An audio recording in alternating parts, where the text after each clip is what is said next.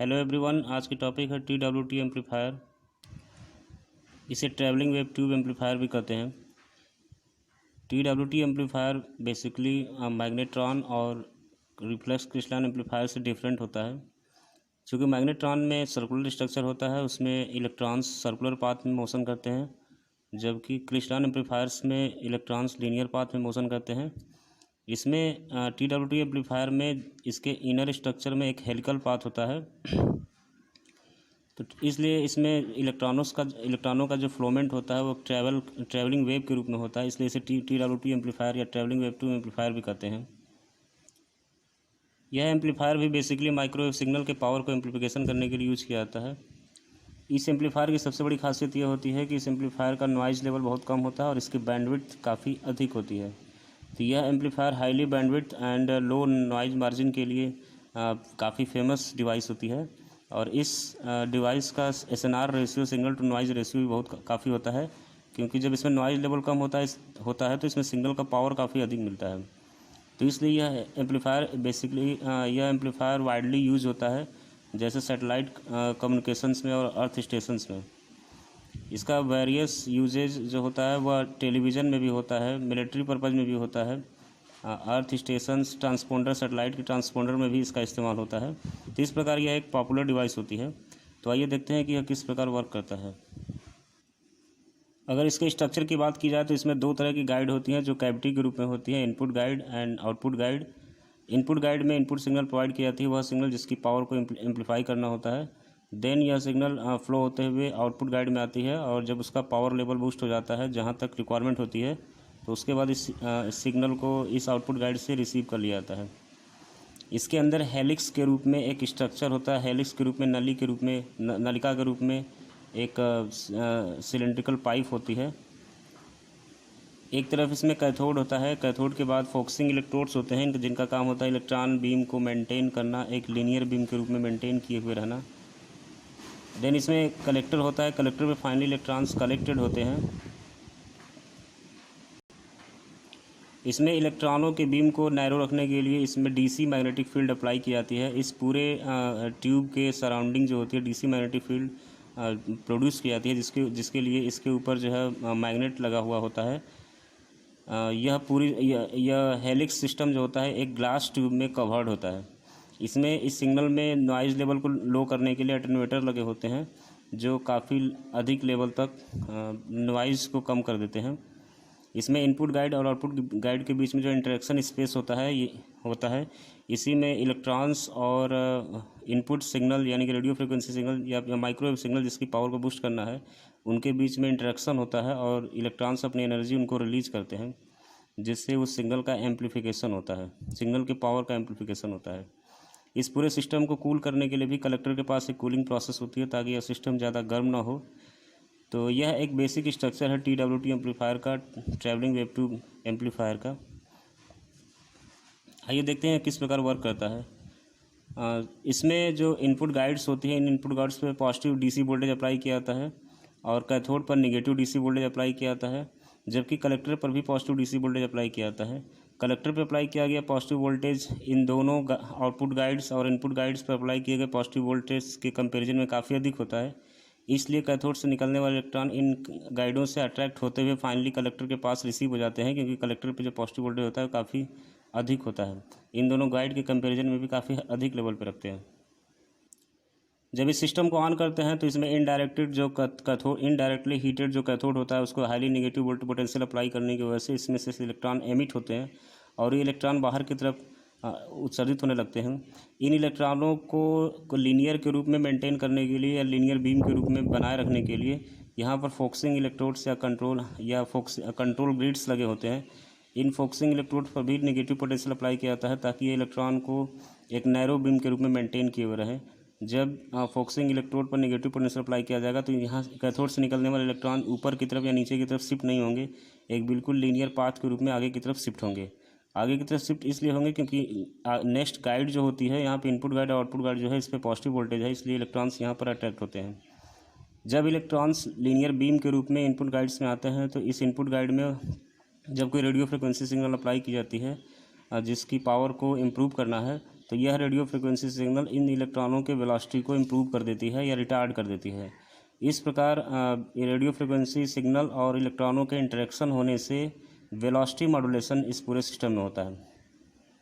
जब इलेक्ट्रॉन्स इस कैविटी में पहुंचते हैं तो जब इलेक्ट्रॉन को इनपुट सिग्नल का जीरो फेज मिलता है तो उस समय इलेक्ट्रॉन की स्पीड में कोई परिवर्तन नहीं होता है, और जब इनपुट सिग्नल का पॉजिटिव वोल्टेज मिलता है तो इलेक्ट्रॉन एक्सेलेरेटेड हो जाते हैं, और जब इनपुट सिग्नल का नेगेटिव फेज प्रोवाइड होता है तो इलेक्ट्रॉन उस समय रिटार्डेड हो जाते हैं। तो इस प्रकार इस गाइड इनपुट गाइड से जब इलेक्ट्रॉन बाहर की तरफ निकलते हैं तो इनकी स्पीड्स डिफरेंट होती है, जिसे वेलोसिटी मॉड्यूलेशन कहते हैं। तो ये डिफरेंट स्पीड से मूव करने वाले इलेक्ट्रॉन, जो स्लोअर इलेक्ट्रॉन होता है उसको फास्टर इलेक्ट्रॉन, और जो फास्टर इलेक्ट्रॉन है उसको फास्टेस्ट इलेक्ट्रॉन जो है अट्रैक्ट करने लगता है। आगे की तरफ जाने पर ये एक दूसरे के साथ बंच बनाने लगते हैं, जिससे इसमें भी बंचिंग प्रोसेस होती है, जैसा कि मैग्नेट्रॉन और क्लिस्टल एम्पलीफायर, जैसे 2 कैविटी क्लिस्टल एम्पलीफायर या मल्टी कैविटी या रिफ्लेक्स क्लिस्टल में होता है। तो इसमें भी बंचिंग प्रोसेस होती है। इनपुट गाइड से निकलने के बाद इलेक्ट्रॉनों की बंचिंग प्रोसेस होती है, और ये बंच बनाए हुए इलेक्ट्रॉन अपने एनर्जी को रिलीज़ करते हुए आगे की तरफ शिफ्ट होते हैं। इसमें जो हेलिकल पाथ होता है, इसमें इलेक्ट्रॉनों को इस प्रकार रेडिएट कराया जाता है कि इलेक्ट्रॉन इन हेलिकल पाथ को टच न करें, इनके सेंटर से होते हुए गुजरे, जिसके लिए डीसी मैग्नेटिक फील्ड भी प्रोवाइड की गई है। और यह डीसी मैग्नेटिक फील्ड जो होती है यह इलेक्ट्रॉनों को बिल्कुल हेलिक्स के सेंटर में मेंटेन रखे हुए होती है, ताकि इलेक्ट्रॉन्स हेलिक्स को के बॉडी को टच ना करें, बिल्कुल सेंटर से होते हुए गुजरें। यहाँ पर एटेन्यूएटर जो होता है, इसमें जो भी नॉइज़ लेवल होता है उसको रिड्यूस करने के लिए लगाया गया हुआ होता है। तो इसमें इनपुट गाइड और आउटपुट गाइड के बीच में काफ़ी अधिक दूरी होती है, और इनपुट गाइड में जो इनपुट सिग्नल प्रोवाइड की गई है सेम उसी फ्रीक्वेंसी रेंज के सिग्नल आउटपुट गाइड में भी रिसीव हो। इसके लिए ज़रूरी है कि ये दोनों गाइड्स आपस में ट्यून्ड होने चाहिए, इनकी प्रॉपर ट्यूनिंग होनी चाहिए, इनके दोनों एक दूसरे पर ट्यून्ड रेजोनेंट होने चाहिए। इनपुट गाइड से निकलने वाले इलेक्ट्रॉन की स्पीड और इनपुट गाइड में प्रोवाइड किए गए radio frequency signal and input signal की स्पीड दोनों लगभग सेम होती है, और ये दोनों एक समान स्पीड के साथ आगे की तरफ बढ़ते हैं।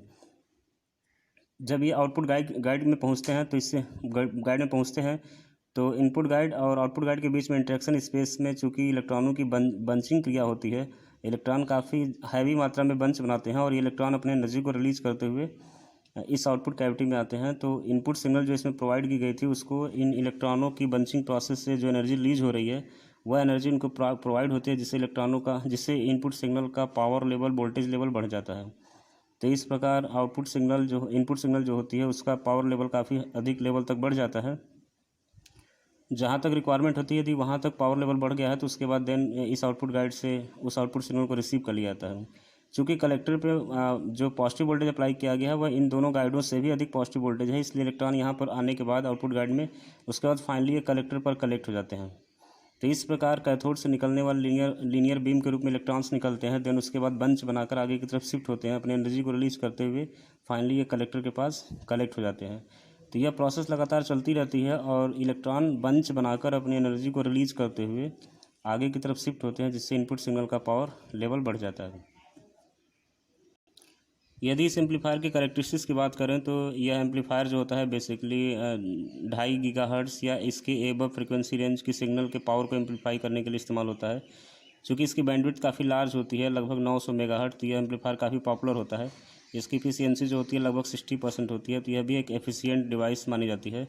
इसमें पावर गेन भी इसका काफ़ी अच्छा होता है, 60 dB, और यह कंटिन्यूस वेव सिग्नल के लिए लगभग 12 किलोवाट और पल्स सिग्नल के लिए लगभग 40 किलोवाट तक की पावर डिलीवर करता है।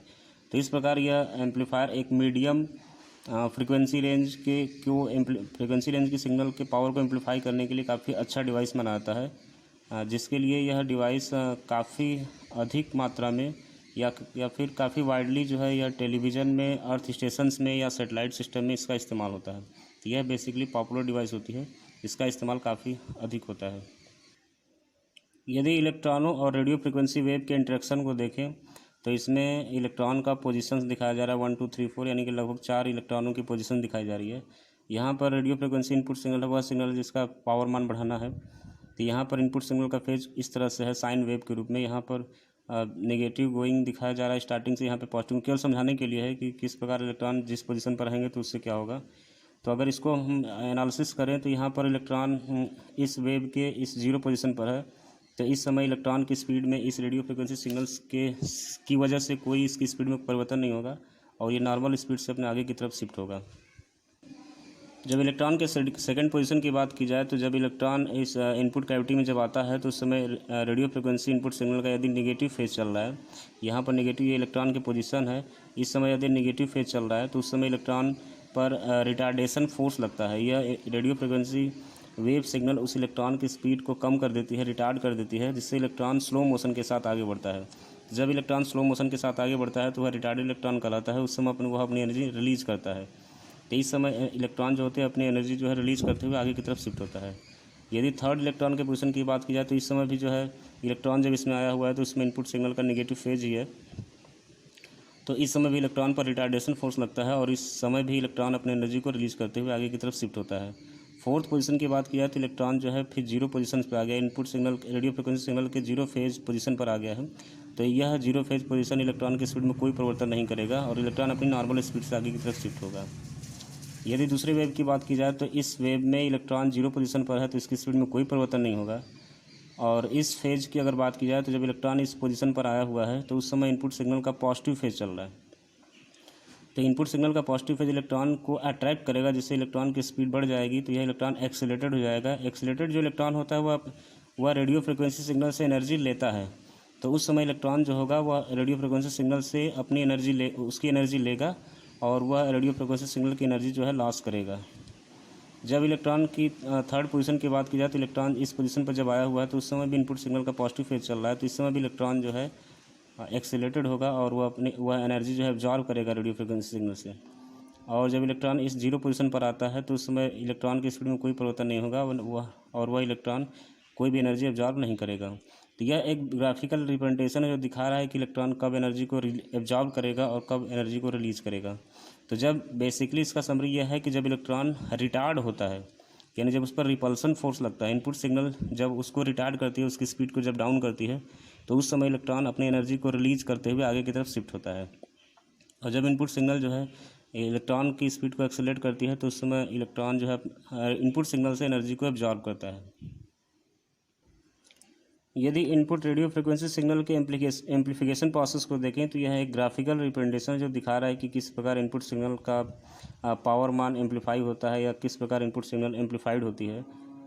यहाँ पर जो कर्व है, यहाँ पर ये ग्रोविंग कर्व दिख रहा है, तो ग्रोविंग कर्व यह शो कर रहा है, यहाँ पर यह ग्रोविंग कर्व है, तो यह ग्रोविंग कर्व यह शो कर रहा है कि इनपुट सिग्नल जो है उसकी स्टार्टिंग एंड में जो है उसकी पावर लेवल कम है और लास्ट एंड में आउटपुट एंड तक आते आते उसकी पावर लेवल काफ़ी बढ़ चुकी है। इसमें इसके बीच में जो है charge density in the electron beam, इसमें जो इलेक्ट्रॉनों का चार्ज डेंसिटी दिखाया जा रहा है और यह voltage in the travelling wave जो इनपुट सिग्नल है उसकी वोल्टेज पावर है और ये डिस्टेंस है इनपुट एंड, यानी कि इनपुट एंड और आउटपुट एंड के बीच का डिस्टेंस है, यानी कि इनपुट कैविटी और आउटपुट कैविटी के बीच में जो इंटरेक्शन स्पेस है उसी में इलेक्ट्रॉनों और इनपुट सिग्नल के बीच में इंटरेक्शन होता है। जितना ही इनपुट कैविटी और आउटपुट कैविटी के बीच में गैप अधिक होगा उतनी ही ज़्यादा मात्रा में इनपुट सिग्नल का पावर एम्प्लीफाई होगा। तो यहाँ पर यह शो किया जा रहा है कि इन जो इलेक्ट्रॉन डेंसिटियाँ हैं वह इलेक्ट्रॉनों की स्टार्टिंग में कम होती है, देन उसके बाद इलेक्ट्रॉन डेंसिटी जो होती है वो काफ़ी अधिक मात्रा में बढ़ने लगती है, क्योंकि इनपुट कैविटी के बाद जो है इलेक्ट्रॉनों की बंचिंग प्रोसेस होती है। तो इनपुट कैविटी के बाद जब बंचिंग प्रोसेस होती है तो उस समय इलेक्ट्रॉन डेंसिटी काफ़ी हैवी मात्रा में होती है। तो जैसे जैसे इनपुट गाइड से इनपुट सिग्नल आगे की तरफ आउटपुट की तरफ शिफ्ट होती है, बढ़ती रहती है, तो उस समय इलेक्ट्रॉनों की बंचिंग प्रोसेस होने की वजह से और एक बंच दूसरे बंच से भी बंच क्रिया बनाकर एक बड़ा बंच बनाते हैं। तो इस प्रकार काफ़ी हैवी मात्रा में जब बंच बनता है तो ये अपनी एनर्जी को रिलीज करते हुए आगे की तरफ बढ़ते हैं।